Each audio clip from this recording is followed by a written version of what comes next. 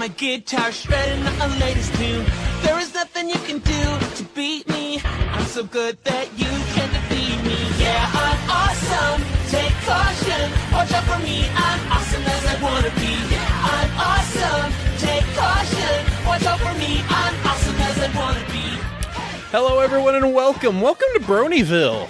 What a novel idea. We're going to do a Bronyville episode. This is episode number 154, recorded on November 2nd, 2014. I'm your host, Cider. Chef Sandy's here. Yo. And we got a Sethisto from Equestria Daily here. Hello. Oh my goodness. Player of WoW extraordinaire and a website you may have gone to. Way too much WoW and ponies. How many pony characters do you have in WoW? I'm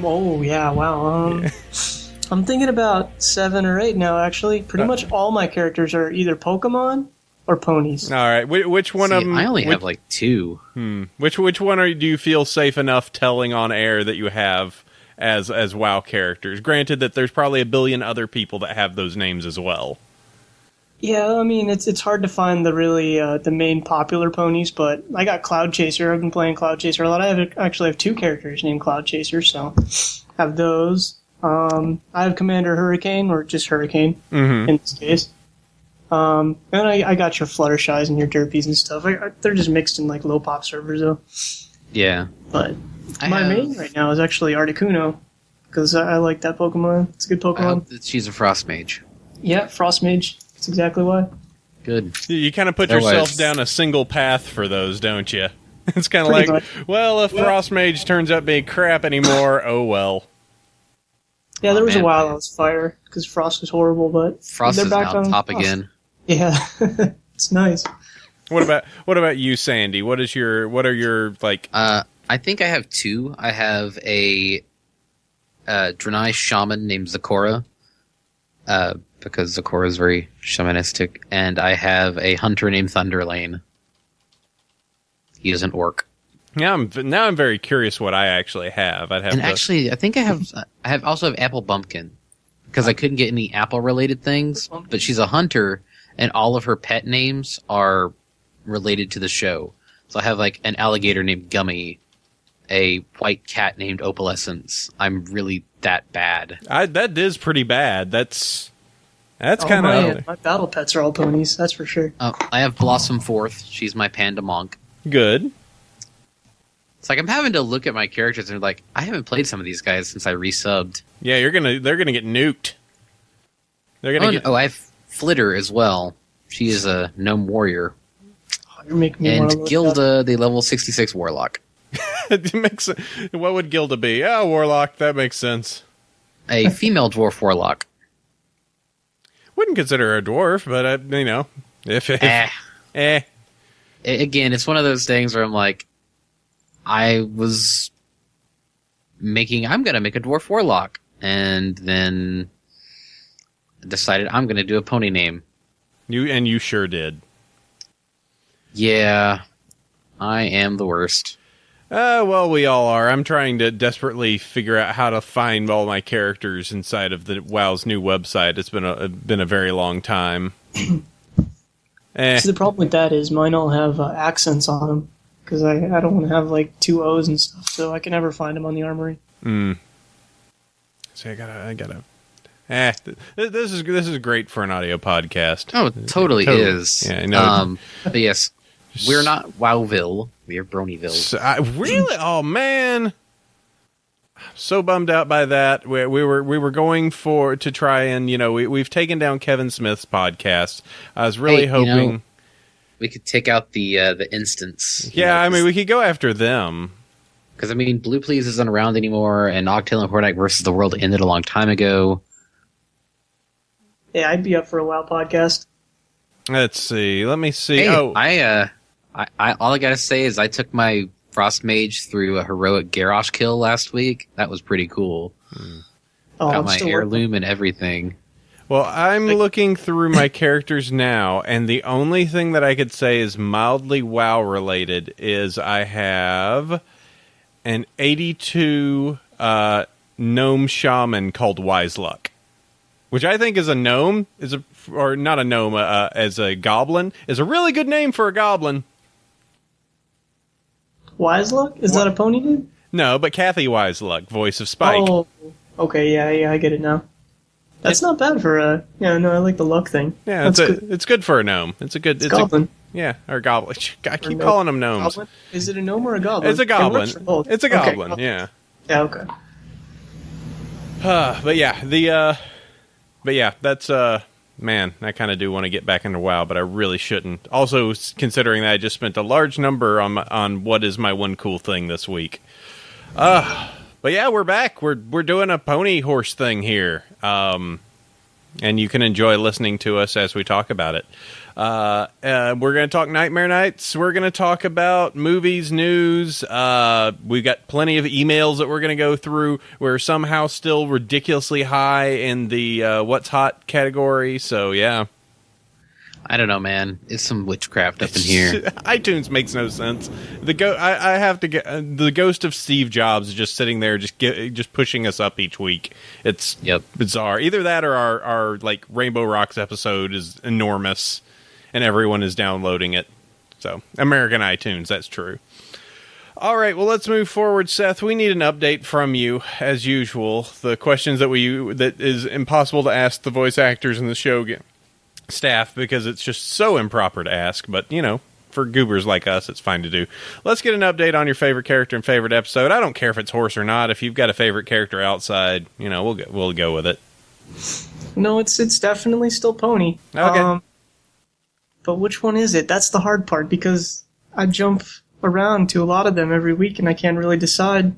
There was a bat pony last week I really liked. I forgot her name though. That sucks. I guess if I were to default to a main 6 right now, it'd still just be Twilight Sparkle. That's a good one. And then, of course, Trixie is the backup there. She's my fallback pony. Do you still feel that way after Rainbow Rocks? What's that? You still feel that way after Rainbow Rocks? Yeah, no, I think they did a good job of Trixie in Rainbow Rocks. She was a douchebag, and that's what Trixie's supposed to be. She's a douchebag. Proper, yeah. Really narcissistic douchebag. Yeah. Absolutely. And episode? Ooh, that's a tough one. Coming in with the hard questions. Are we doing season 4 or all the seasons? All of them, if you want. Sure. Yeah. Why would we stop at 1? All right. We'll go Magic Duel then, because I love Magic Duel. But if I'm going just season 4, then I'm going testing. I thought the Twilight Rainbow Dash thing was really fun. Just trying to figure out how to get her to that was kind of good with the Rainbow Dash, just being like, why do I need to study these things? I know them all.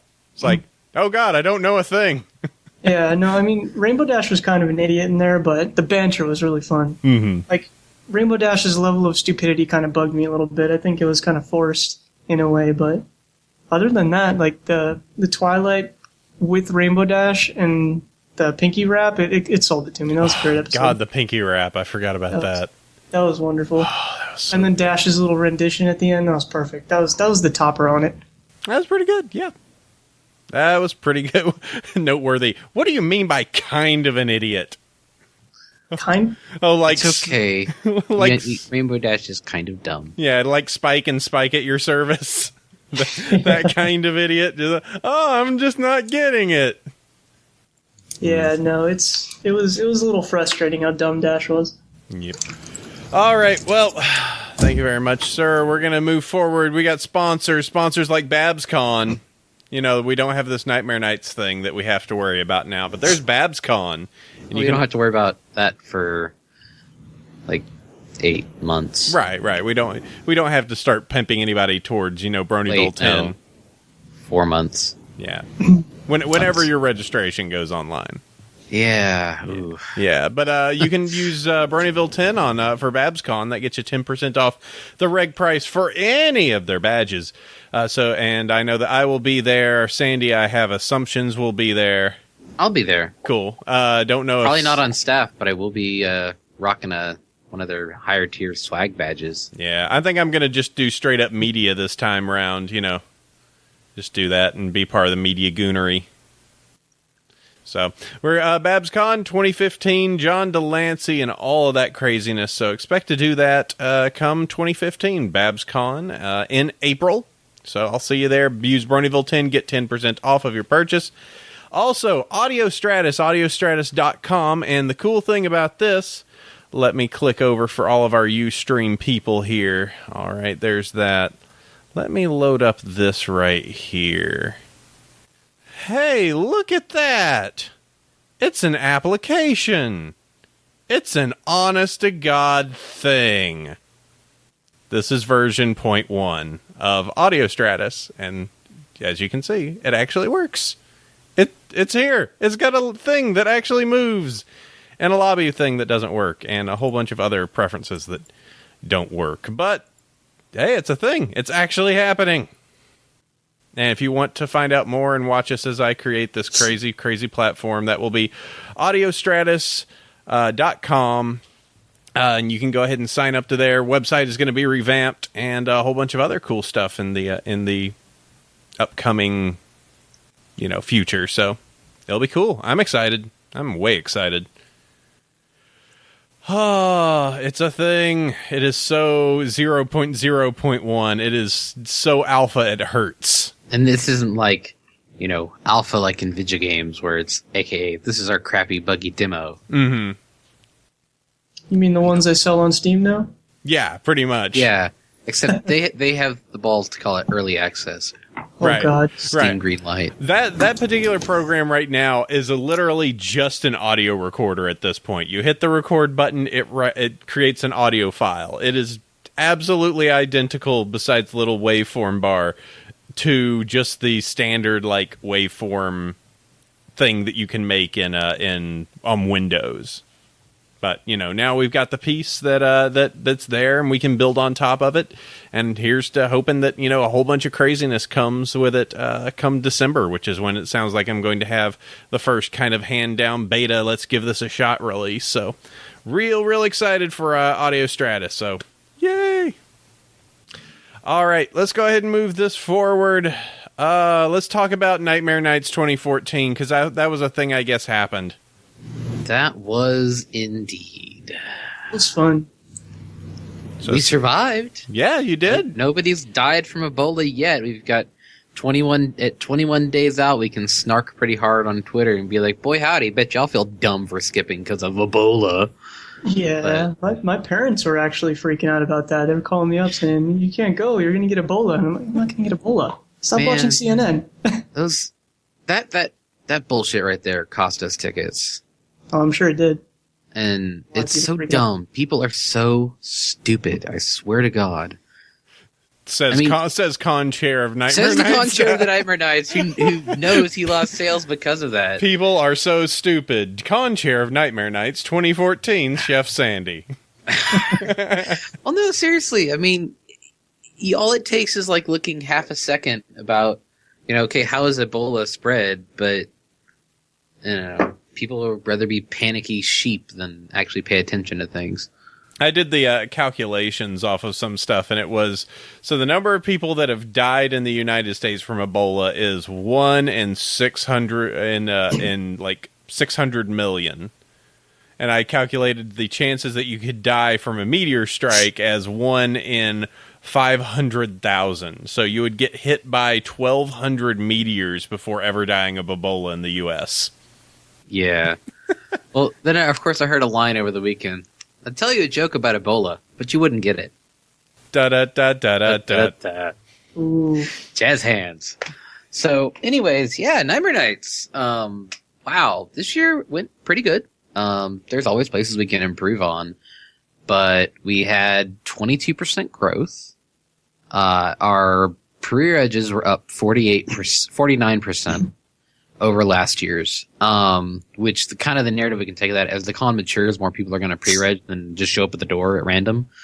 That makes sense. Our growth curve is still slightly above what other cons in this area of our size have seen, because I have checked that out and done the numbers. And yeah, we made money. So we'll have money for next year. It's actually pretty exciting. Yeah, and I was telling on the Brony Time podcast last night that one of the important things, kind of the know, is that even though Nightmare Nights Dallas had a convention last year, in some ways it actually started at net zero this year. Oh, there is no sort of. We did start from net zero. So when we transferred from being under Drama to being under Phoenix, there was no transfer of funds. We basically had the name, we had a reputation and a website and some assets, like physical assets. No money. And Phoenix didn't provide any sort of financial assistance. They just basically provided us the structure to exist again under.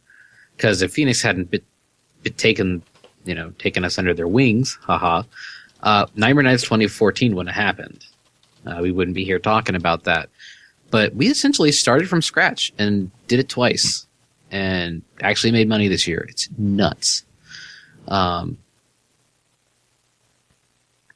Sandy, what would you say your best thing of the weekend was? I think a lot of it was just the general positivity of the people I encountered. So, as con chair, I was on stage a total of 3 times for your first con panel, opening ceremonies briefly, and at closing ceremonies. I was far too busy any time else during the con to actually see much of anything. It was just handling things that popped up. Oh, hey, we need to go to the store because, whoops, we're out of hand sanitizer for the VAs. Or, whoops, we need to go get some more note cards. Well, we found the golf pencils. I need a red swing line stapler. Uh-oh. No, it's not a stapler. It's mine. A stapler. It's mine. Swing line. That was at the rest of my cash office person. And, I mean, I'm just really happy that it worked out so well. Most of the people we got this year worked out really well. We expanded our staff quite a bit. And, when you vastly expand the size of your staff, sometimes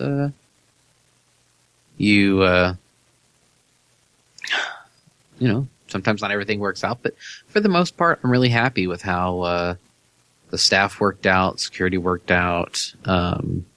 Vendors went real well. We fixed issues as they popped up. And, as was last year, everyone was really well behaved. I mean, yeah, there was like one dude who was a real idiot, and we had to fix that. Guy mouthed off to a 12-year-old because he was a tall 12-year-old. He was a big 12-year-old, like taller than I am, but still a 12-year-old, and was a real jerk. But he got handled. Big fires or any, No. Nothing. We had one panel not make it, and we had one dude drop something on his toe.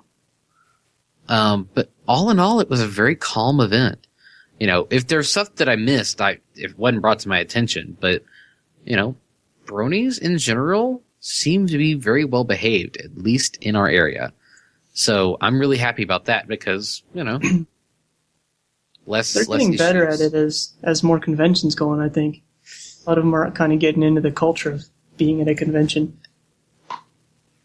From what I've seen, at least. Yeah, it was nice. I appreciated the Horse News guys were there, and they had that little post of number of conventions since last problem. It was a new record. It was even the Horse News guys came. They behaved themselves. They had a lot of fun. I got a chance to pop by one of their parties one night, and everyone was like, Sandy, and it was cool, and I got handed a drink, and I drank it, and I was having it was a fun time. I was having a real weird reaction on Friday night, sitting in the bar area, going like, it feels like Sunday. Why does it feel like Sunday? This is way too calm. Like this is actually really relaxing, and this is odd. And then on Sunday, I was actually having one of those weird. I've gone to about 30 conventions thus far, so having post-con depression is a weird thing for me. But it was after returning some of the voice actors to the airport, because that was part of my duties for the weekend, is shuttling people around. And it was kind of aw, but I just started to see them. I did. Oh no, I don't want it to be over yet. It's yeah. And when you left on Thursday, I was like, well, the con is officially over, at least the fun parts. And And I mean, even and Wednesday was just a really chill day. I was so exhausted. I didn't have the wherewithal to do much at all. But it was just cool to hang out and chat, and we just dorked around on the net. Mm-hmm. But at that point, it's like, well, con's over. I won't see anybody until BabsCon. Just hide in your little bunker and play WoW and all that craziness. Yeah. I don't know if it's just Texas or what, but something about that convention over other conventions. Like I've been to the East Coast ones, the West Coast ones, a couple of middle ones, and it's just the most chill and just hang out and have fun convention out there. I mean, we're not running around with our heads cut off doing anything. We're just hanging in the room or hanging in the bar or going to the restaurant. It's so chill. That's our goal, and that's what we hear from a lot of people. It's a very relaxed con. Because, yeah, you're right. BabsCon, 90 miles a minute. BronyCon, huge, million things going on at once. We still have stuff going on at the same time, but we very much try to be just a social con. Because, I mean, as we said, like opening ceremony, it's like, look at our schedule. Make a list of what you want to see, and then toss it aside because you'll be having too much fun with friends to hit everything. And that really does happen. I mean, EQD guys, y'all were having fun just doing stuff all weekend. You know, the Horse News guys had fun at the con, and then they went and had some killer barbecue out in Euless. You know, as they noted on their post, you know, the best place to get barbecue advice from is a dude who's a JFK truther. And, you know, people were having fun at the Londoner. People were having fun in the Corral. I mean, people were losing their mind for In-N-Out burgers. Oh, man. What is it? I have them all the time. It's like, okay, these are all right. But anyone from the UK or from Canada go, In-N-Out burgers, I gotta have them.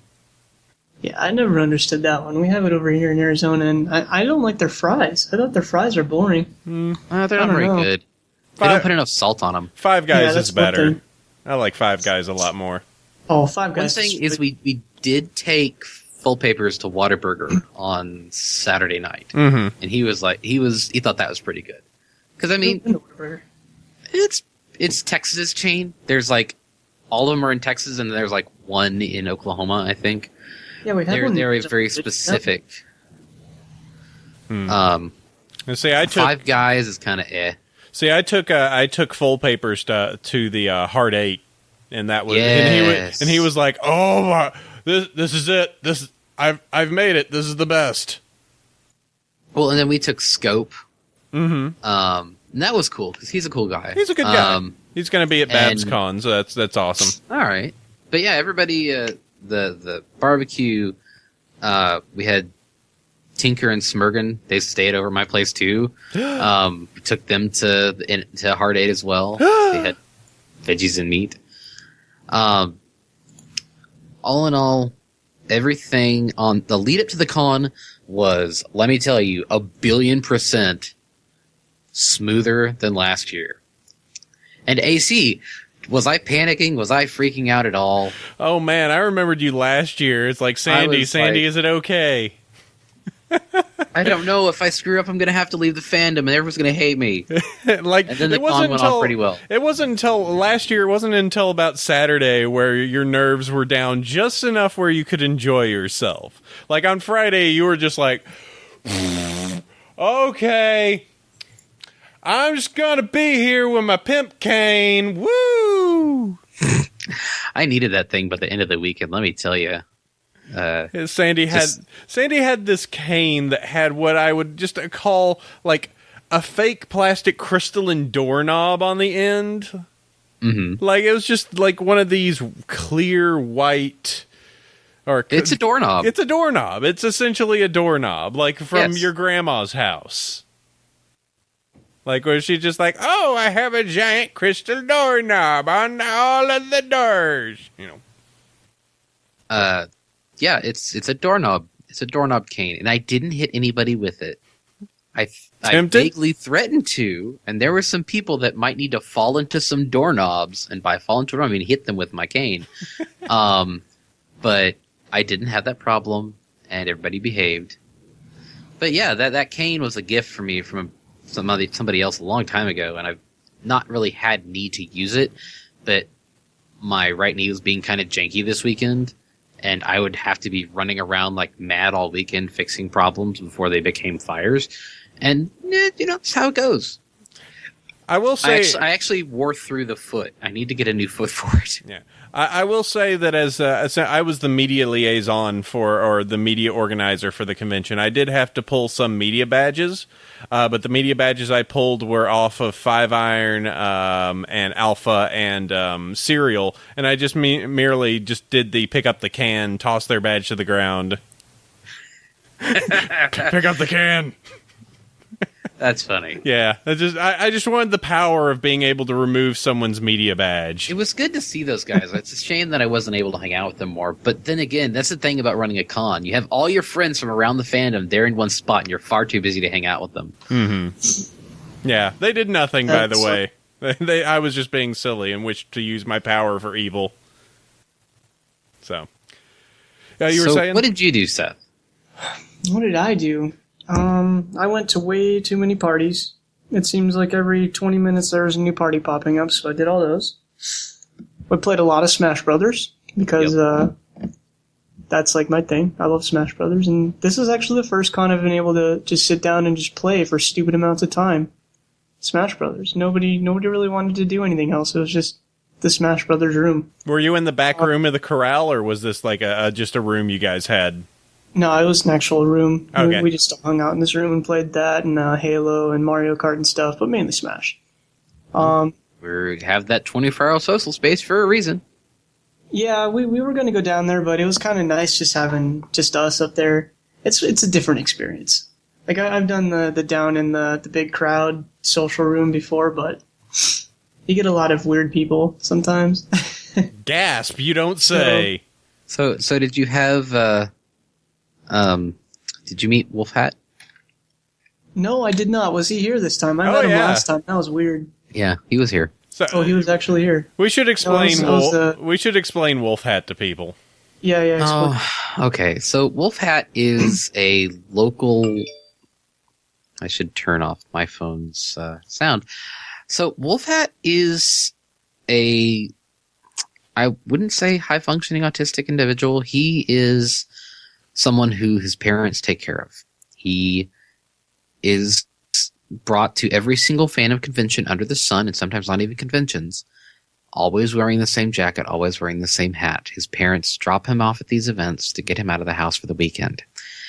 He shows up at A-Con. He shows up at Anime Fest, Furry Fiesta, All-Con, everything around here. And basically, he stays at the con for the weekend. But, he tries really hard, and he's generally a rather inoffensive individual.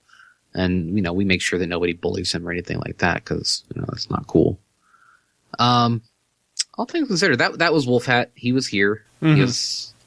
He's just this guy, but he's a local that pops up at every single event. Right. And he is a functioning autistic, for real. Like, as much as people go, the whole fandom's autistic. Like, no, this guy actually does have some problems. But, as a last year was one of the ones where it's like, look out, you just make sure security knows and everything. This year was very much just like, oh, hey, he's just kind of here. He's doing fine. Yeah, he seemed like he had a good time. He did. And, Yeah, I never ran into him this time. Last year, he was pretty weird last year. He was walking around the hallways bugging people, asking for room parties and kicking doors and stuff. He was still asking for room parties this year. Hey, where's the room parties this year? We were like, I don't know where they are, dude. Yeah, no, I never saw him. Maybe he was on a different floor or something. Yeah. And I was keeping an eye out for him because he's entertaining. Mm-hmm. He loves to talk, so. Yeah. Let's see, what would be, so Seth, your big thing was hanging out in the room playing Smash with your bros. Yeah. I really enjoyed, so I ran around for a little bit of so this is how relaxed the convention was for me. On Saturday, which is normally the day that everything is broken and you need to run around like a moron fixing the thing that is going to break. I had enough time to get into my Magneto costume, put a horse head on top of it, and tour the ground floor. Oh, yes, Magneto. Magneto. That was nice. I'm glad I saw you in that. It was real dumb. It was so dumb. It was also very hot. Oh, yeah. Oh, man, that mask is horrifically hot. But yes, I did tour as Magneto. It was really something. I know that half of the people just were looking at me going, what the hell is this thing? I don't think I've ever seen that costume. Okay, this is what it is. Take a Magneto costume. Classic Magneto. Classic red with the purple. Yeah, red with purple. Now remove the helmet and replace it with one of those big rubber horse heads. All the ones on Amazon? Yes, it's that. It's fantastic. I was just there in the room that they were doing the cosplay contest, just turning to people, putting my finger in my mouth, and just making the rubber just shake all over the place. It was horrific. I have pictures of it on Twitter. If somebody wanted to link that in the chat, that way somebody could take a look at it. But yeah, it's the classic Magneto outfit. Yeah, it's pretty horrific. Yeah, I'm looking it up right now. I got to see this. Yeah, let's see. So that was the big thing. Getting to spend some time with, like, it's the part of the reason I like working on the show staff, and this is just a little, or like working on the convention staff, is the fact that you, depending on where you're working and if you can control your spaghetti, you can actually spend a decent amount of time with some of the guests. And I ended up carting around Tabitha and Ralph and some of their people. Yep, there's the picture of me in the Magneto costume. It's glorious. And yeah, it was just one of the things, just hanging out with those people and just going like, oh, these are real smart people. But then, hanging out with friends, seeing Alpha 5 Iron. So yeah, Tabitha was really, really great. She was, I was actually, of all the people that we've met, she was probably the one I was most kind of like, okay, now I hear she's really earthy and I hear she's very, just kind of, I was a little bit on edge. I didn't know what to expect, and then ended up meeting and like, oh no, she's just, as long as you're just nice and relaxed and helpful, she loves you. So it was great. Yeah. I never know what to say to show staff. Every time I run into them, it's like, hey, and it's just like, hey, how's it going? And then it's just there's no follow up. I really have no idea what to say to them. Yeah. Noteworthy is bringing up I think Brit warmed up a little bit more the further that the convention went on. I think that there was something where perhaps in the early, like at a different convention, she got harassed or whatever like that. So she was kind of like on I don't know. But I think at least by the end, it seemed like she had warmed up a little bit more. But she definitely wasn't as like around and reachable as much as like Tabitha was and some of the other guests. GM Barrow was just all over the place. You wanted to hang out with her and be like, oh, hey, there she is. Hey, Jillian, how you doing? Oh, hey, I'm fine. How's it going? She was just everywhere. But yeah, it was a good con. It was, for somebody working on staff, it was nice and easy. For people that were there, how much did the charity raise there, Sandy? $18,239. Going to kids in a hospital. Jeez. What was the highest thing of the charity auction? I think $3,000. $3,000. Steve Strazza purchased Leakfish's cursed Fluttershy piece. Oh, okay. It was what's the story behind Steve? I keep hearing about him at charity auctions and stuff. What is he, just like super rich or? Yeah, I guess. He's like a software dev or something. He's got money. But the thing behind the cursed art, basically, it's gotten destroyed and remade 3 times now, or like got damaged to the point that like it was not sellable, and like the Swarovski crystals from the second one got put onto the third one. So it was her. She dubbed it cursed. So. Jeez. Yeah, that was the biggest selling thing, but a couple of Silver Slingers things went for, I think one piece went for $1,300. A couple went for less. There was that custom guitar. Mm-hmm. The guitar. There was that custom piece of jewelry with chrysalis on it. The metal heart that had chrysalis down at the bottom with her horn coming up. And it's like fangs into the heart. Yeah, it was really awesome. What'd that paper pony thing go for? I would have to look it up. I know it went for a few hundred. Oh, that's good. I was hoping to do. I wanted to get one of those every time I go to a convention, and I just never do. Yeah, Jer Bear is saying White Dove's Lauren Faust Fausticorn went for 1.5 or 1.6K. Also, there was a plushie at the auction. Yeah, I was asking the others about that. Oh, there was. See, this is again one of those things where I, as a con chair, don't have the benefit of actually seeing my own convention. So a lot of this stuff is like I had to look at the list afterwards and be like, that's what it went for. Oh, okay, cool. Oh, that's cool. I made it for the guitar, and that's about it. I was right at the end. Yeah, all of the stuff. I was there with the charity auction. I caught it towards the end as well, and it was one of those things of like, oh, that's really cool. I should bid for that. And it's like bidding is starting at $25, $100, $200, $300. I'm like, whoa, way too rich for my blood. Yeah, it's like whoa. Never mind. So yeah, but that was good. Panels were good. I don't know. You didn't do like the specialty dinner, but the cocktail hour seemed to work pretty well. Yeah, people had fun. It was nice and relaxed. It's kind of the point again. People came and got their drink on and got some delicious hors d'oeuvres and sat around and talked. Some samosas. Yeah. I had a glass of wine and a couple of the samosa things. Mm-hmm. Yeah, it was good. It was good overall. It'll be interesting to see. You've already kind of made a list of stuff that the patch notes, as you're calling it, for Nightmare Nights 3. Yeah, and that's the thing, right? It's like we recognize that there are places we can always improve on. Better signage, better differentiation on the art, on the badges. And, we have some ideas of what we tried to do this year that didn't work out. And, the feedback we've received so far and things from within my staff. So it's like, we made a little patch notes thing. It's on our Tumblr.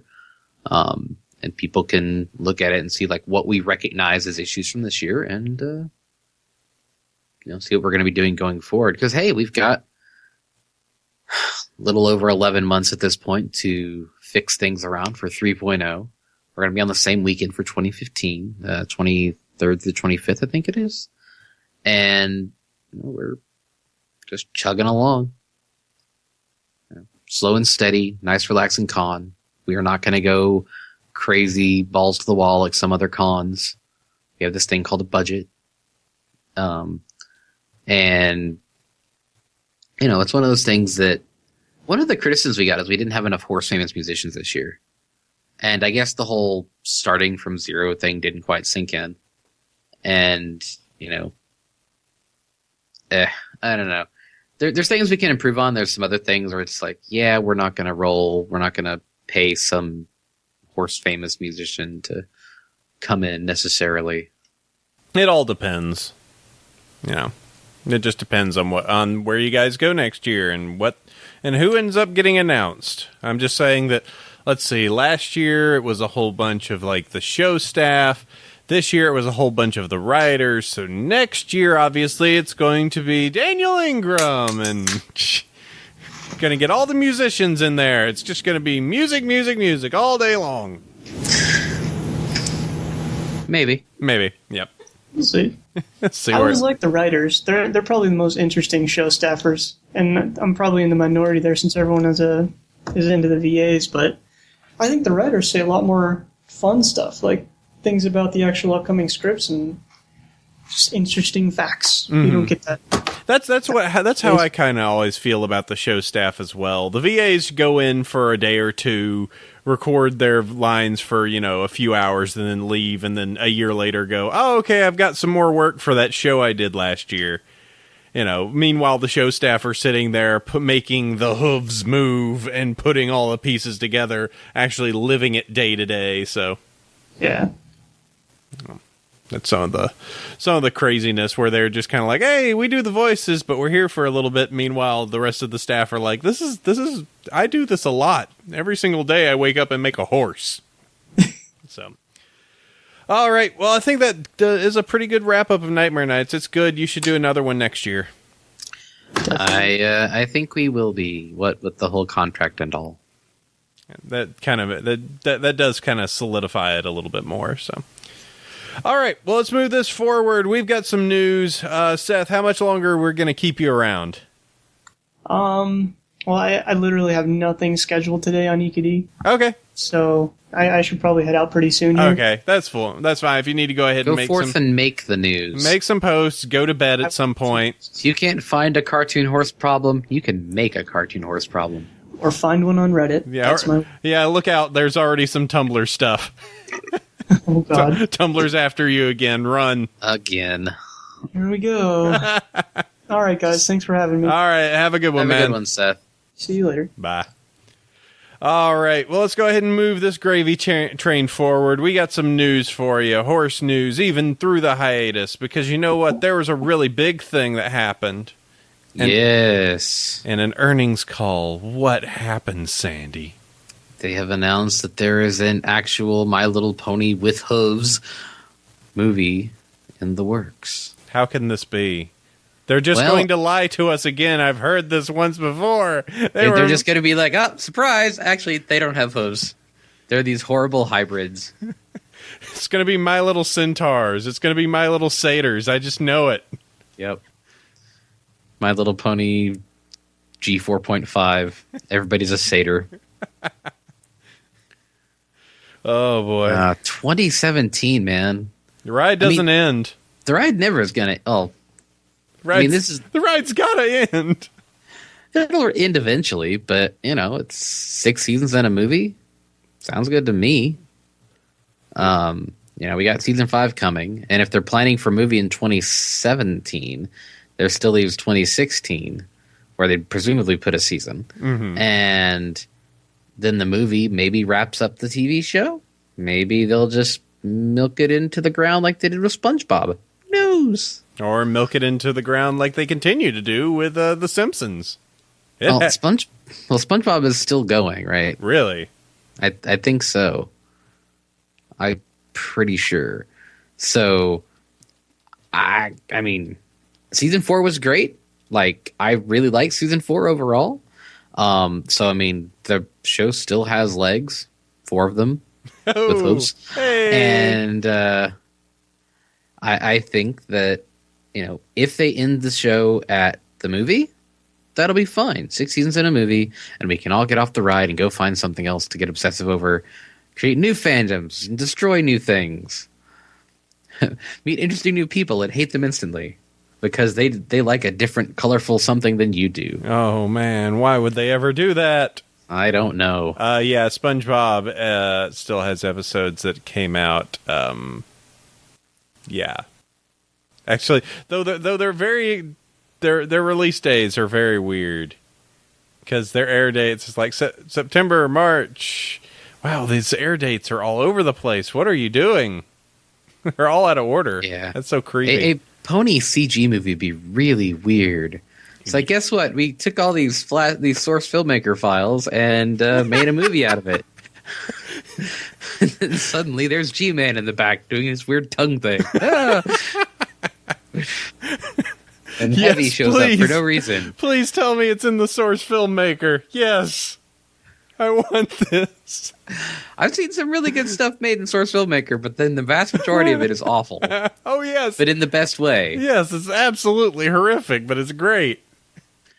But yeah, Allspark Studios, Allspark Pictures.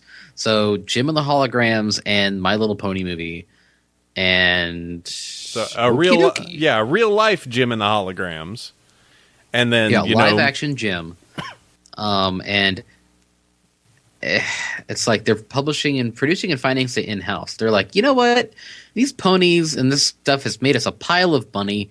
let's spend that money without having to get outside funding. So we're only beholden to ourselves. Mm-hmm. So this does open up a few questions on top of it.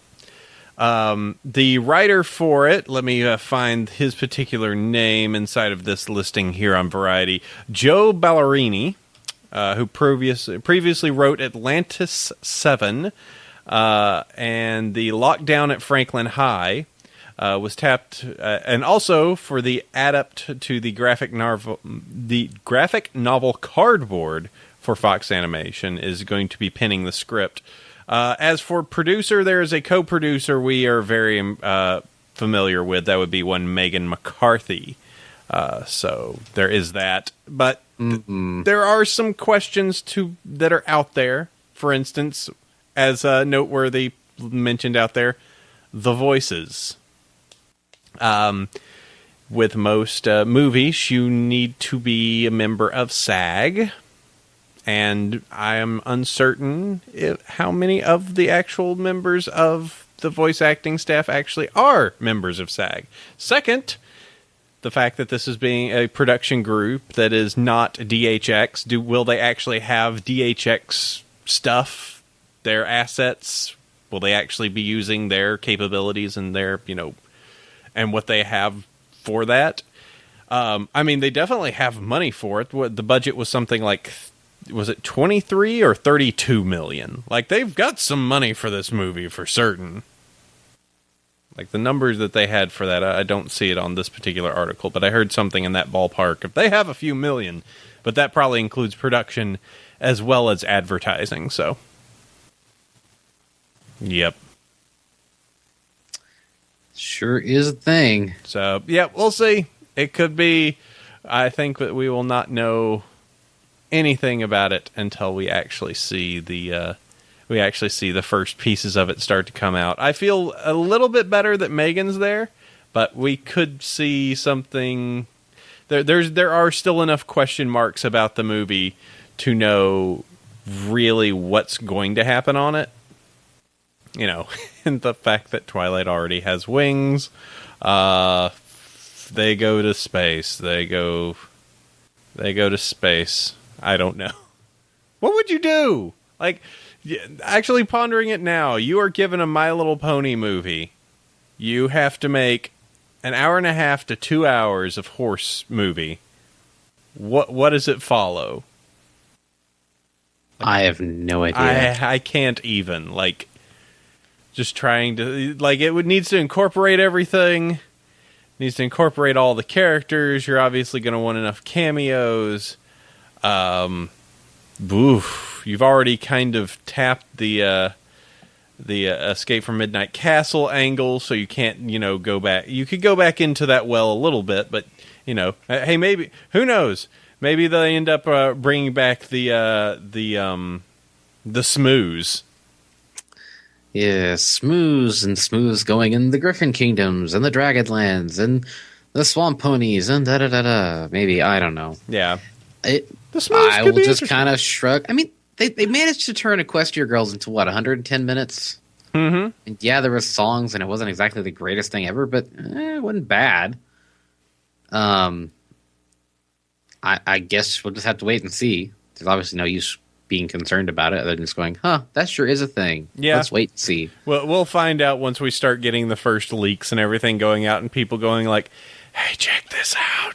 And then going like, oh, man, that looks all right. Or, oh, man. There'll be hushed whispers. And everyone will freak out forever because that's how people act in a fandom. Yes. Any fandom, not just ours. Prepare for some people to be mad. There will be some butt mad.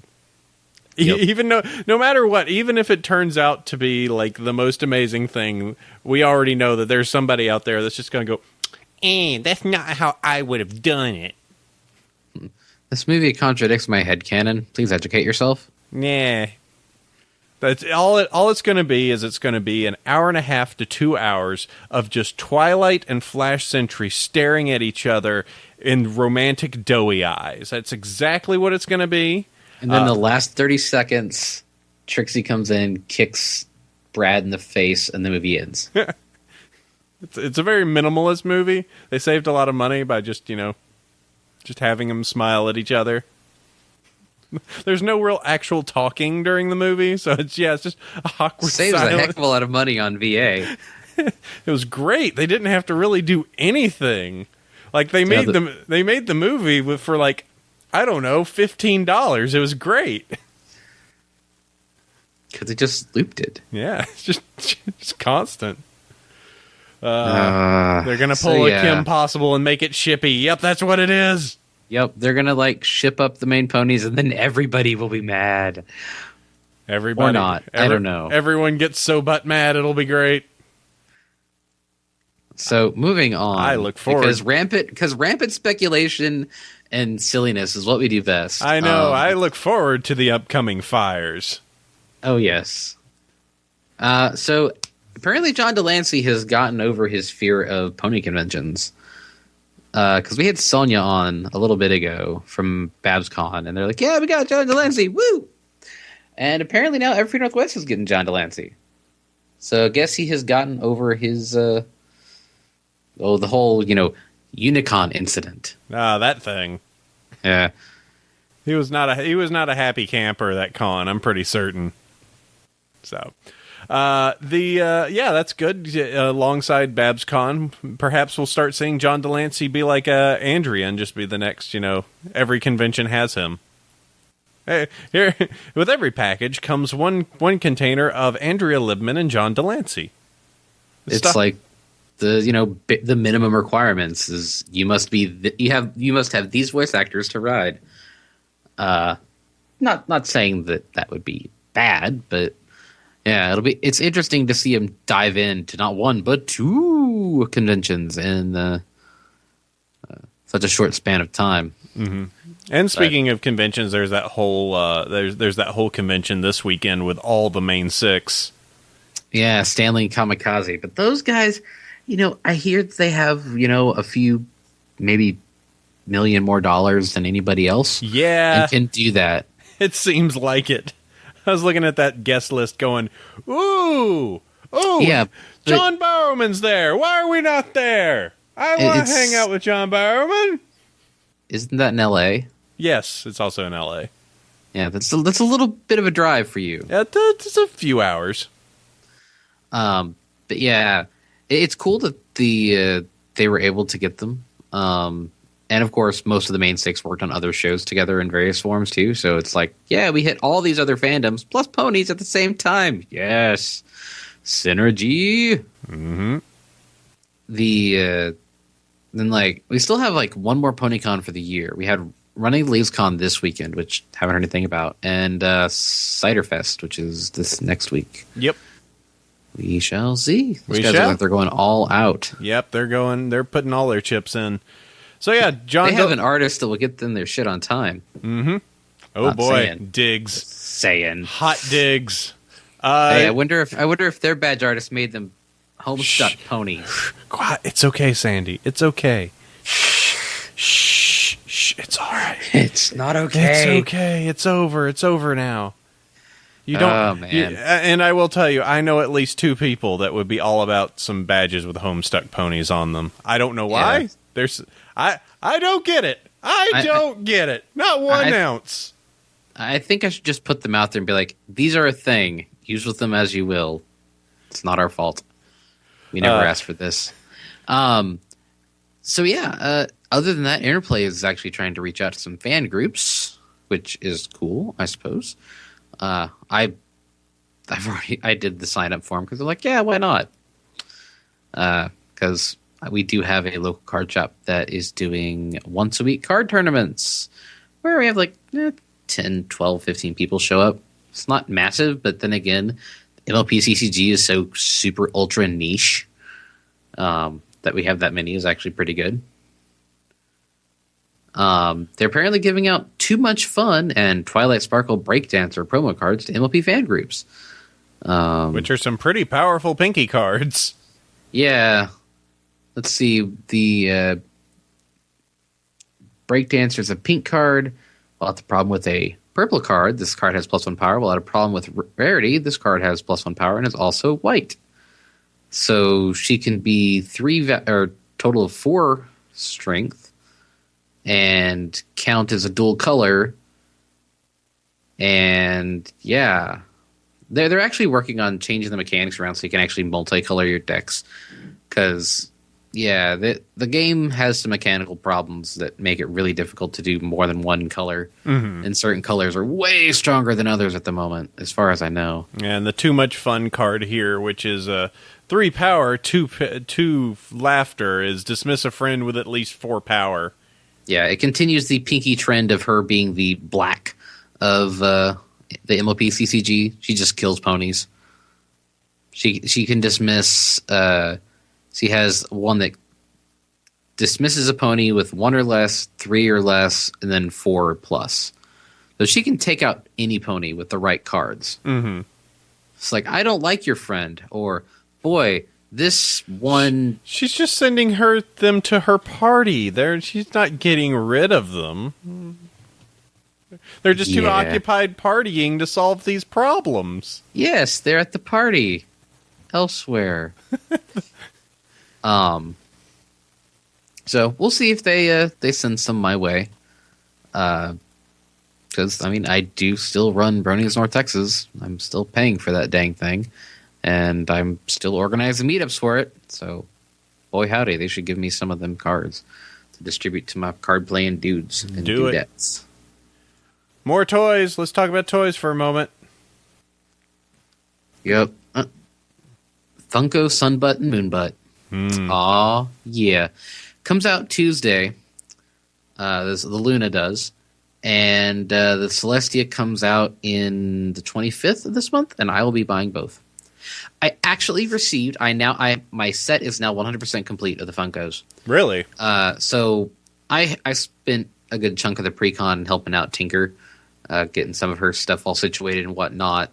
And as sort of a thank you, I had mentioned that the one Funko I was missing was Daring Do, and she gave me one at the end of the con. I'm like, I have a complete set until the next set comes out. And here it That's comes. Okay. I don't care. I totally want a Sunbutt and Moonbutt. I will buy them in a moment. You want to know one part of the set that you don't have? What? A Twilight Without Wings. Yeah. Ooh. You know, I have a Dremel, and I bet I could find a Twilight in the store still. I can fix that. The joke here is the fact that Lauren was tweeting and just like, hey, is there a Funko of Twilight Without Wings? And everybody went, no. And she's like, well, I guess I won't have a complete set then, frowny face. And we're like, no. We have to appease Faust. She is upset. Quickly, storm Funko now and appease her. Quick, we need to stop. Our glorious leader is momentarily sad. We must fix all the problems.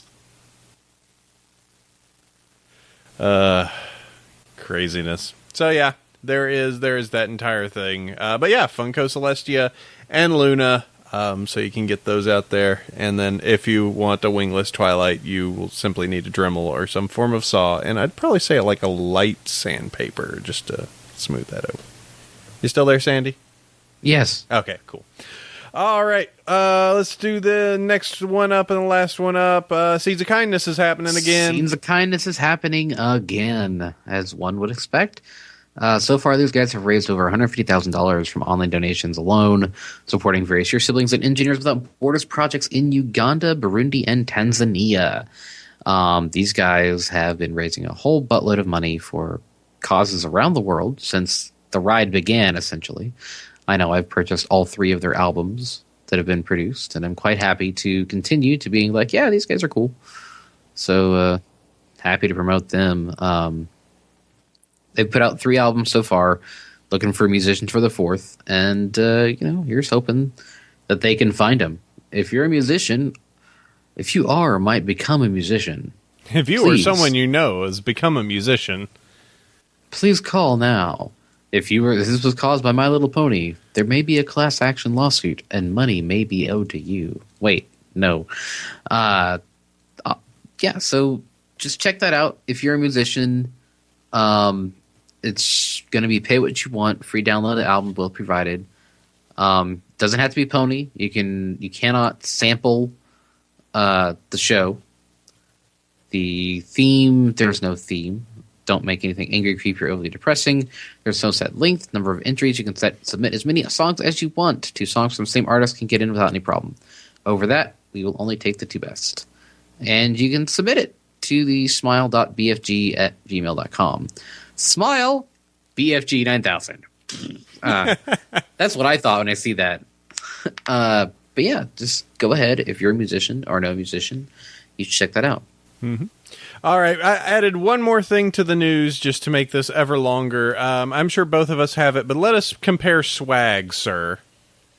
Okay. If you picked up some Nightmare Night style stuff. So I have my webcam here so the people in the thing can bring up. I'm going to bring up the first piece of non-swag. I got this for Tech Feck because she's a League of Legends fan, but it's Jinx. I got this poster. Yes. So a cool little Jinx poster there. That was by Leakfish, isn't it? Not by Leakfish. Actually, let me see if it has the artist anywhere on here. It does not. Actually, wow, that's the first time I've actually ever seen. It could have been Ashley Nichols. Maybe. Yeah, Ashley Nichols. That makes sense, because, yeah. Yeah, she was next to the Twilight Sparkle Secret Shipping folder. Yeah. And he did a bunch of cute art for us, too. Yes, and maybe doing a Secret Ship Fic folder piece of artwork for us as well, because we're looking to get a card. I've already talked to them, so we may be getting a card. That'll be cool. All right, next up, our good friend Fetch Beer just gave me a mouse pad because that's the kind of dude he is. He knew my Twilight one was getting old, so I got a brushy butt, a Colgate mouse pad. Yeah, he was just like, you know what? Anything on this table, just get it out of my get it out of my storage, please. Buy a mouse pad, and I still have the Luna one I got from 2 years ago. I bought it from him well before the original Nightmare Nights, and it's held up real well. I would get like a Rarity or a Celestia, but they're white, and it would just get gross after a while. Yeah, with skin oil and whatnot. Yeah, my Twi ended up getting just a little bit grody.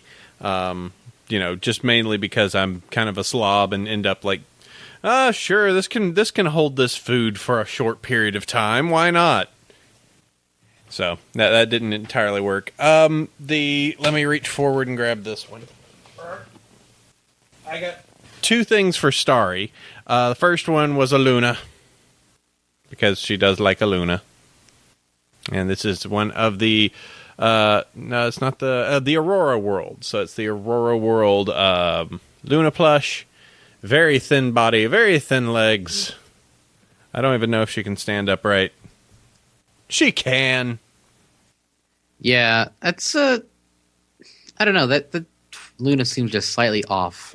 Yeah, But still, it's an official Luna plush. Yeah, it's an official Luna plush. It actually stands upright fine. Let's see. Let me. I don't have the camera. The Aurora range, Tiny Derpy I have that one. Yep. But that one. I also ended up getting Starry a tiny little custom made of Flutter Hulk. Oh, you got one from Fay Market? Mm-hmm. Picked up one of the small ones on that just because I was like, I want to get a little Fluttershy, and found she did really well for her. I'm really glad to. Yeah, she's really nice. Yeah, it was great. It's just this nice little. She's one of my local tiny people. Ones. But I think the favorite one, and I'm sure you've got a bigger one of these. I need to pull one thing down off the wall to show our lovely fans because I love the story. So let me grab this. I'm breaking everything. Yeah, let's see what AC is going to pull down. All right. So this that I have here, we got back way over in January 2012, and is the original poster for the BronyCon Winter. And if you see this, I'm trying to keep the reflections off. It was the first one that had Ashley Ball, Nicole Oliver, and Andrea Littman. Yep. And we were on stage interviewing them. It was great. I've got all their signatures here. Artwork by John Hoseko. It was fun. It was a good time. And yeah, I've got all that signed here. This is probably one of my favorite pieces that I have as part of our collection behind me.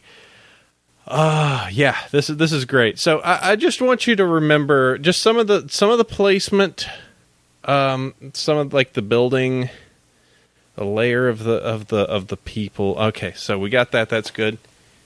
You guys are smart. So let me show you this poster of Nightmare Nights. This one right here, which includes a placement of a bunch of ponies down here. There's a big picture of that right there. The perspective on the buildings is, they're kind of off in the distance with a little perspective break. And let me just move forward here.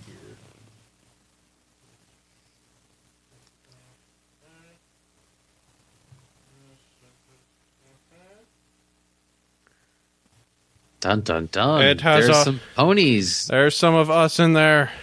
Chef's is much bigger. Yes, I got the standard purchase one, but it has all the guests and us on it. I will admit that I actually purchased those prints, the larger versions of the prints, myself. They were like $20 each. One of them went in the charity auction, and then Bob and I each got one.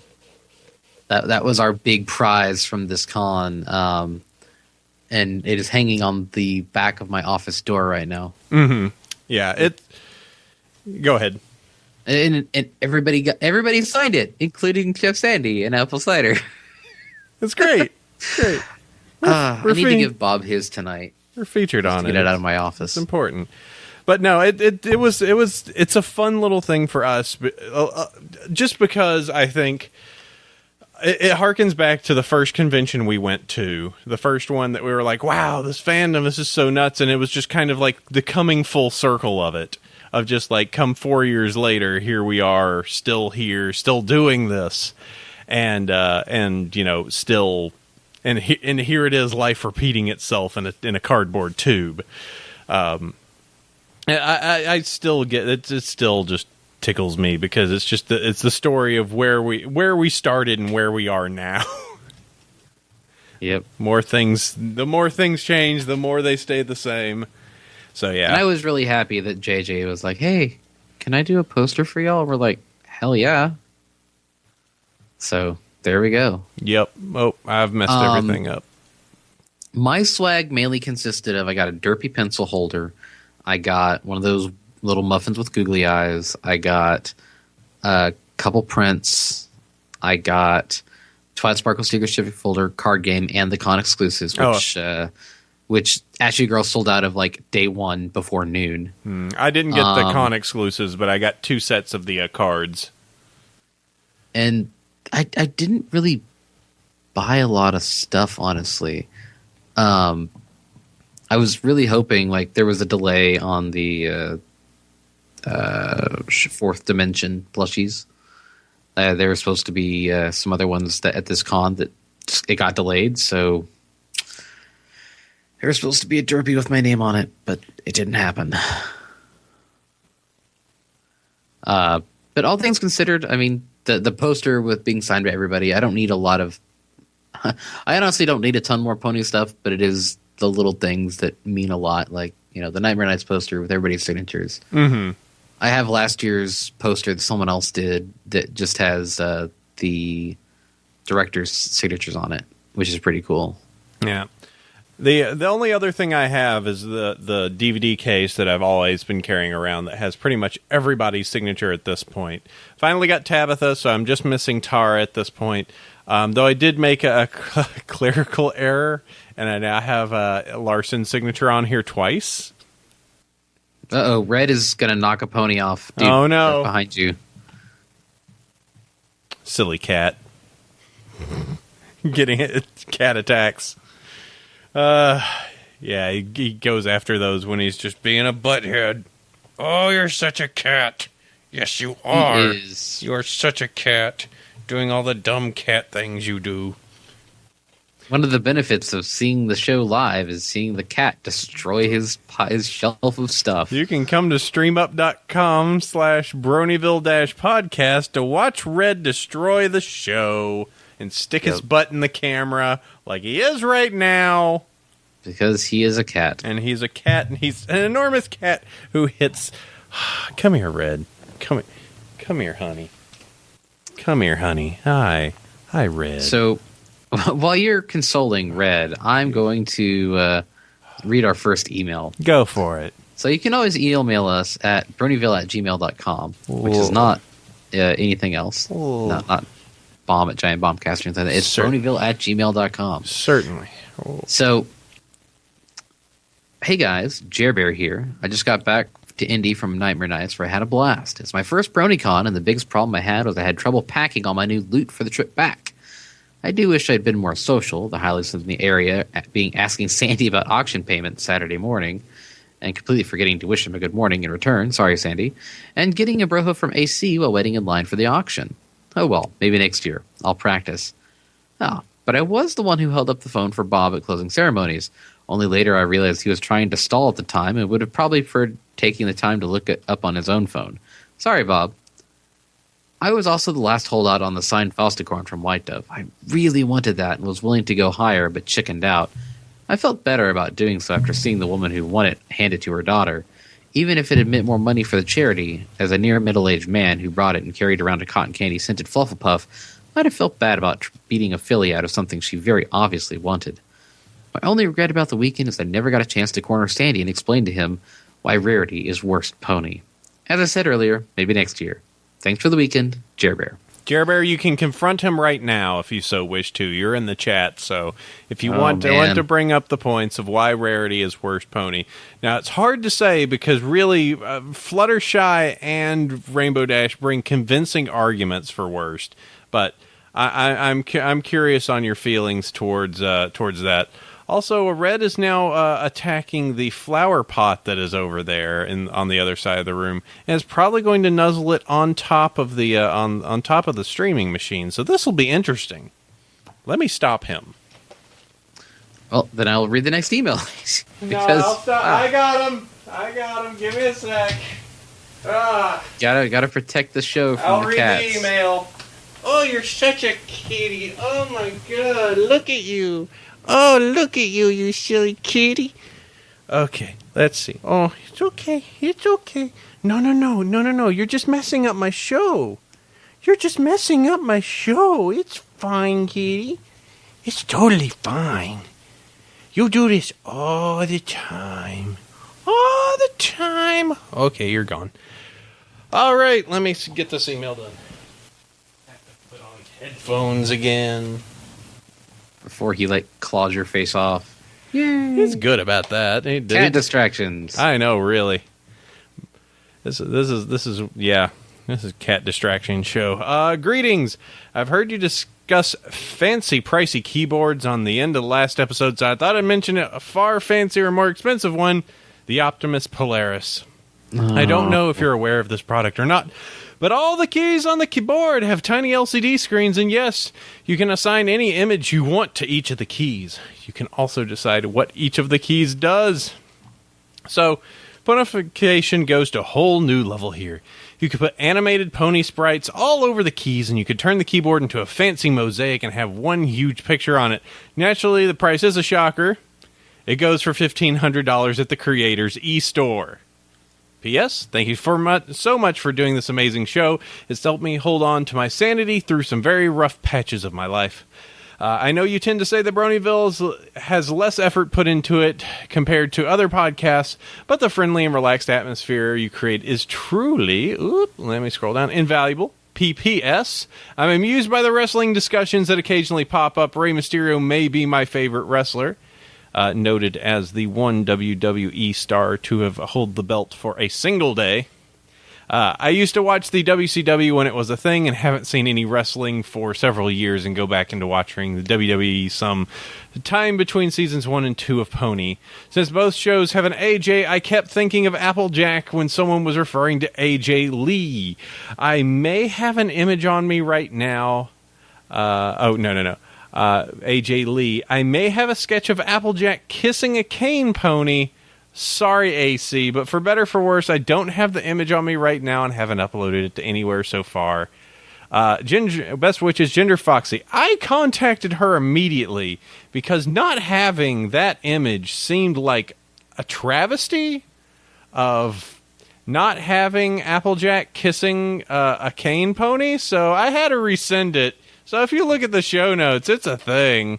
It sure is a thing, and she can draw pretty good. I mean, that's perfectly. That's on model. Yeah. As model as AJ is, and Kane is obviously not. Wasn't there another? There's another wrestling GIF I saw recently. It was like some chick kissing.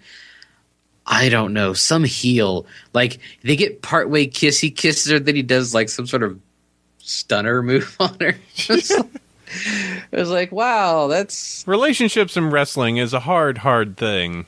Yeah. You know, Miss Sorry, Elizabeth. Kane. It turns out the scars were in your mind the whole time. You know, Macho Man Randy Savage and Miss Elizabeth may have had kind of a tumultuous relationship if you follow back that far. You know, he didn't like anyone like looking at her, like for real.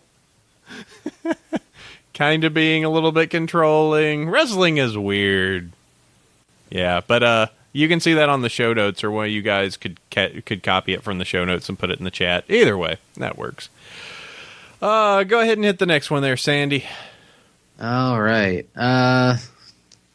Dear Ample Cider, Chief Sandy, Smarmy Knight at Extraterrestrials. Congratulations on whatever episode this is. However long you've been doing this, just know that it's been and still is one of my very favorite things that anybody does as often as you do. So thank you for doing it. Each episode is a gem set in the Silver Sea, which serves in the office of whatever poetry stuff. Anyway, moving on. First, or rather, whateverist, I got a question which I posed for no reason other than it's the long, ponyless, a word which my iPhone wants to correct to pointless, which pretty much sums it up. Summer, and there aren't a lot of really important things to talk about, are there? So here's my question, ponder it if you like. Now that Twilight has her own castle, status as a princess, and round stable, sorts, her friends acting as advisors, what do you speculate will happen to the general direction or emphasis of the show? After all, the previous season seemed to be defined by a certain extent by Twilight's progress as a student. By now, one could make the argument that she's graduated.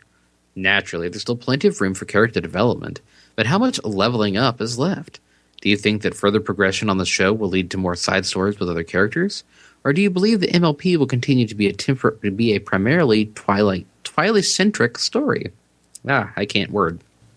Yes, I know we can all just wait and see, but I do wonder what you think is going to happen. Sincerely, Sir Squidfish. PPS, I apologize for the longest nature of this email, but did you notice the first letters of each sentence spell Chef Sandy? Clearly you can see where my loyalties lie. PPS, they lie with Sandy. Oh. PPS, call me. XOXO, like a boss.jpg. You have an admirer. I'm blushing for real right now. So honestly, I think it's going to be Twilight expanding her experiences. Like, all right, so all of her adventures have primarily been in and around Ponyville. Like, Everfree Forest is adjacent to Ponyville. Yeah, Canterlot's right there, but that's kind of her hometown in a way. They've gone as far as Manhattan, and they went to the Crystal Empire, but that's a satellite nation of Equestria. Twilight really hasn't gone that far. I mean, arguably she's gone to Tartarus to return to Cerberus, wherever that is. I mean, it's a physical location on the map of Equestria. Just I don't think it's on the map that they actually put out there. So I think a lot of it's probably going to be Twilight expanding her view of the world and maybe interacting with other nations. Because there's always the Griffins. There's Saddle Arabia. There'll all be about, culture clash.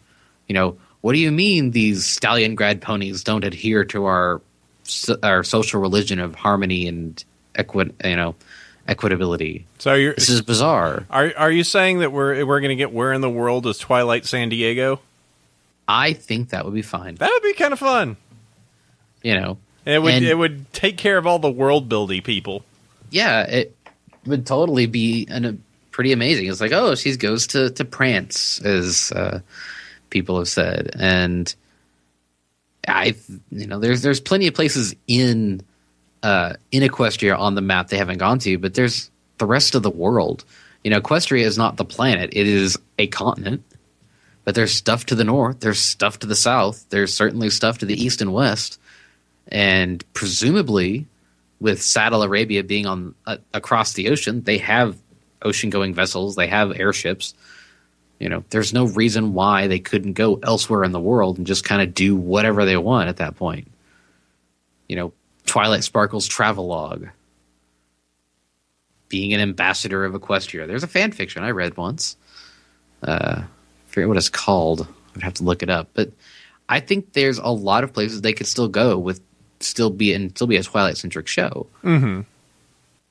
Well, I even question how much do we need it to be a Twilight-centric show now. It's interesting that we've got the round table here. At least from what I've heard, I seem to get some sort of, I don't know if it was said or if it was an inkling or, something that was at Twitter or Nightmare Nights, but I seem to get the idea that a lot of the show staff, and granted, they kind of tell us this every year, but that they were expanding it even more, and that the show was going to actually be... The show staff wants to push it less slice of life. Hasbro wants it a little bit more slice of life, but that the writers are ultimately getting kind of their way as they go along. So I think what we're going to see is more extended story segments. Kind of similar how last season we got the entire Rainbow Power was, interspersed between all the episodes that finally culminated in the end. We might actually see something where there's even more of that, where you get some slice of life episodes, but they all filter into an overarching plot throughout that season. So, but I think doing the traveling the lands would be a really fun thing. I think that the concern there would be that they would have to make a whole lot of new assets for that. They would have to obviously create a bunch of places, either that or they're just... Well, it's a constant... Consider how long they've had to produce Season 5 at this point. It is entirely possible that they did. Could be. I mean, obviously, I have no major expectations going into Season 5. Other than, I will enjoy it. It will contain small, colorful horses, and there will be singing. Beyond that, it will be a surprise. Yes, it will be the Starship Frienderprise. They will be voyaging where no friend has gone before. Yeah, it turns out Twilight Sparkle, as part of getting her castle, also got herself an airship, and it's piloted by some pony named Sid.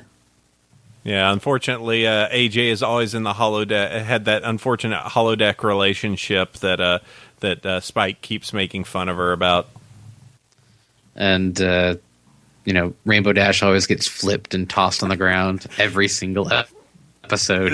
Not entirely the best chief security officer you are. Really, Dash? Come on, that makes no sense. How can you? You are just the worst at being the security officer. Rarity can be Troy. I guess, boy, yeah, I'm we're sure going down some weird paths here. I'm sure that this fanfic hasn't been written yet. If it hasn't, we have brought it into being. It is now a thing. All right, let me finish this off with a short and sweet one.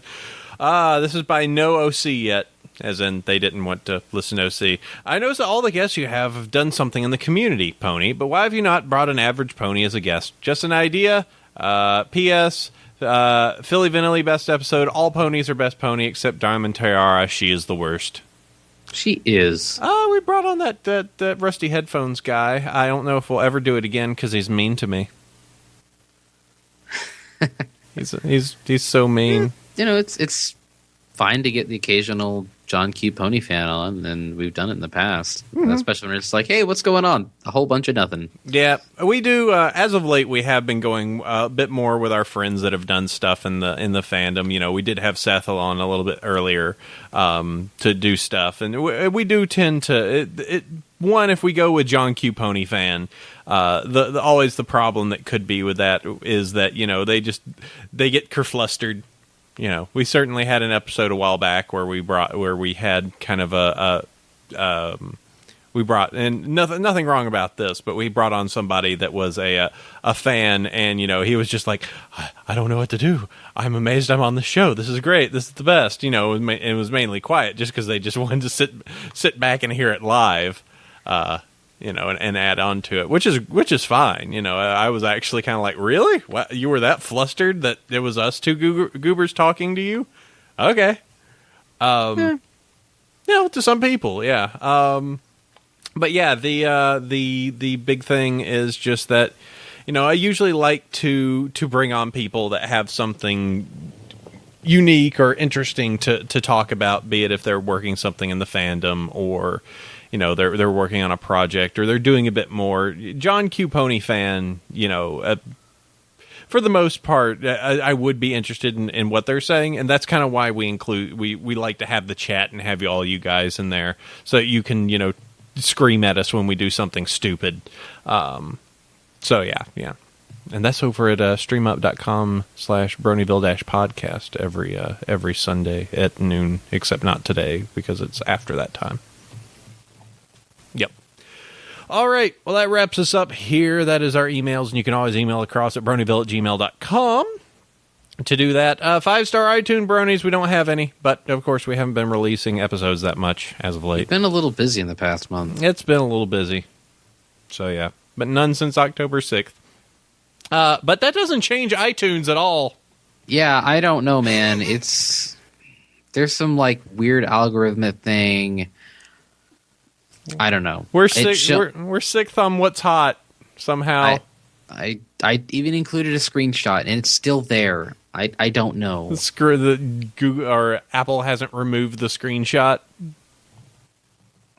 Hasn't? Yeah. Well, let's see. I see Adam Savage's Tested podcast. So they're ahead of us. So does Adam Savage have to become our next target? I don't. Yeah. I don't think we can. You know what? I felt pretty good. It says we're ahead of Talking Tune with Robert Paulson. He's a freaking Animaniac character. Well, then if he's below us, then we obviously need him on the show because he's less than us. Oh, let's not. In this entire, if Timo hears that, he's going to come after you, dude. You said Rob Paulson what? No, I'm just going by these arbitrary iTunes ratings. That is voodoo. That's pure madness. Obviously all these shows are worse than us. That is what this means, correct? We are hotter. It's like the hot chick at school. We are the 6th hottest chick at the school. Except a podcast. Yes. So, not going to argue with that. All right, that's cool. So, we have cool things, AC. What did you do? What did you just do with this Joko cruise crazy? I'm going on a cruise with Starry. So, let me pull this up here for all you people. I'm going on a cruise with Starry. January 23rd to February 8th, we're taking an Eastern Caribbean cruise on the Royal Caribbean's Independence of the Seas, and it's got a bunch of people. So, I have a friend that has gone to this several times and was just like, "Oh man, I can't wait for it. We get to go on the cruise again." And I enjoy Jonathan Colton. I'm not a huge fan, but I've definitely went to a few of his concerts. I actually enjoy Paul and Storm of Wootstock, and they are good guys. But yeah, it pretty much it is 8 days out of sea. You go to St. Martin, St. Kitts, Puerto Rico, and Labrador, and it's half of a convention and half of a cruise. You go there. There's entertainment. They have Jonathan Colton, the Both, which is a Me-Man and Ted Leo, Rhea Butler, Cameron Esposito, Leah Gray, Marin Mann, Paul and Storm, Steve Jackson of Steve Jackson Games, Molly Lewis, David Rees, John Roderick, and Will Wheaton are going Who's to that? Yeah, that guy. That guy. I don't know. I might have to steal him to play some tabletop games. I don't know if he does that at all.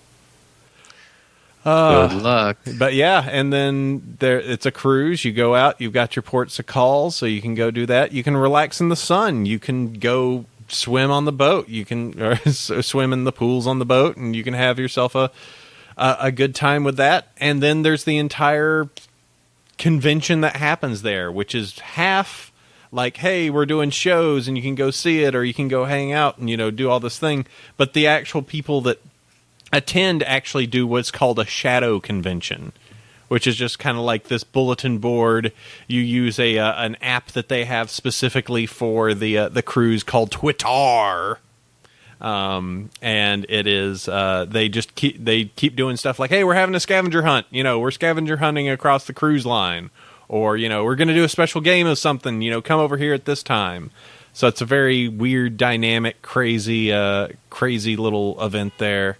They specifically have like a nice dinner where everyone dresses up, and they specifically say that nice clothes optional. They state that fezzes is optional, and they also state that mustaches are optional yet provided. So it is a silly time out at the sea. We will be gone for 8 days doing this, and they still have rooms now. Expect for it to be a little expensive. So I'm looking at this. It's like, so there's a cruise price with double occupancy. Mm-hmm. All prices are per person. Then there's a single occupancy surcharge. Like they charge you more if it's just one person in a room. Right. So, for instance, this is what me and Starry are having to pay. If we went for the junior suite, that's $5,000. Balconies are about $3,000 to $4,000. And actually, one of these opened up that wasn't here before, huh? And the interiors are, $3,000 to $2,000. So yeah. Oh, hey, there's all my personal information. Yeah, I didn't expect it to do that. So yeah, I know that was unfortunate. You can't post this video now. I can't. Yeah, I guess not. I just got to put a big smudge on there. It just has my name, my address, and stuff about me. I guess. Okay. Yeah. You done goofed, AC. I guess I done goofed. I guess the website done goofed. But yeah, that is. It automatically did that. It automatically moved to that page. I did not select a thing. Their website is weird. Also, it doesn't work very well on Chrome. So, gross, noteworthy. Yeah, well. So, that's fun. So, yeah, it is an expensive trip, but it's just kind of like, what? Me and Starry haven't gone on a vacation, and this is one big nerdy vacation that we're going on. So yeah, it is an expensive little trip, but also, it'll be fun. We'll keep ourselves occupied with, and my friend, when, I said, hey, we're going to do it and I'm booking the tickets, he was like, does Starry know how nerdy this thing is? Because it's kind of nerdy. I'm like, I think she'll be fine. I think she's been around nerds before. Just a few. So it'll be fun. It'll be a good time. Good luck. Good luck. Thank you. All right, what is this? Die Young. So mine is a animated video by Vivian Medrano. Posted 3 days ago. It is 100 fan made. It's like some Keisha song that she decided she wanted to do an animated thing for it. It's this blue werewolf girl, and it's cute. I don't know what else to say. I've been following this person's progress on Tumblr for a little while, and I was like, is this going to get out? Is it ever going to get out? I don't know. But, it's promising. And it's 2 minutes, I think, long. All right. I haven't seen it yet. Yeah, it's a 2 minute long animation that this one person did. It's really quite cute. Let's see. Let me click this and see if I can make it pause before. Oh, God. Okay. Is the stream still going? Because I might have killed the stream. I think you killed it, AC. Ah, great. That's wonderful. Yay! This is what happens when I try and load videos on this. This is why you should not to. I don't know why you decided to do this to me. I don't know. Good job. Yep. We are the best. Oh, nobody's hearing us. Let's wrap up the show. Let's keep the audio going. At least this piece will be there, and then we'll be like, oh, you missed the best part of the show. It was that wrap-up. Wrap-up of the show is the best. So, yeah. So, that's our one cool things. So, yeah, let's go ahead and finish this up while I try and reboot the main machine for streaming. So all our streamers are going, what happened? But thanks for Seth for coming on and being Seth and talking about how he plays Smash Brothers at conventions. You know, hanging out in his room, just playing Smash. Because that's Seth. And thanks, Sandy. You are the Thunderbringer. You can count on me. I do count on you. And thanks to all of our fans that are right now completely without a show because the stream is down. Because I am weird and silly. Whoops. And yes, so you can. So yeah, that is the show. You can go over to BronyShow.com, BronyvillePodcast.com. That is the website. You can email across to us at Bronyville@gmail.com. We are on that Celestia radio thing and that Ponyville live thing, and somehow the camera got misplaced on this as well. I'll have to fix that. I pushed it? Huh. I must have needed to move. We're on Celestia radio, Ponyville live.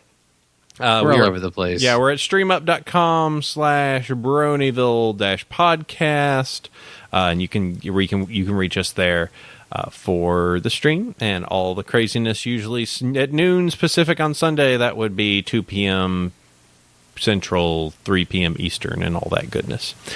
Let's see. The last BabsCon conventions. That will be the next one that I know that we're going off to. I am part of the Bronies of Northern California. I'm the dude in charge of Bronies North Texas. All right. North Texas Bronies. Yep, sounds good. And that'll take care of us for 154. At least we believe that to be the number. Yep. So did you find the new intro song for this week? I'll have to. There was, you know what? There's no good remixes for. Oh, what a dang shame! But I'm sure we could find something. There was like a chiptune mix for "Awesome as I Want to Be." I may task him to see if he can find something. But yeah, we could totally do that. Try and find that. That's a good yet somehow obnoxious song. Yes. It's like, oh, what a good song. It's also pretty bad. So yeah. All right. Well, we'll go ahead and catch you next week. Till then, sleep well, everybody. Adios. And then everyone on the stream simply heard us say goodbye. And then they get an out of focus camera. How great! Yeah, we are the best. This is what you get. You come to our show, you get this.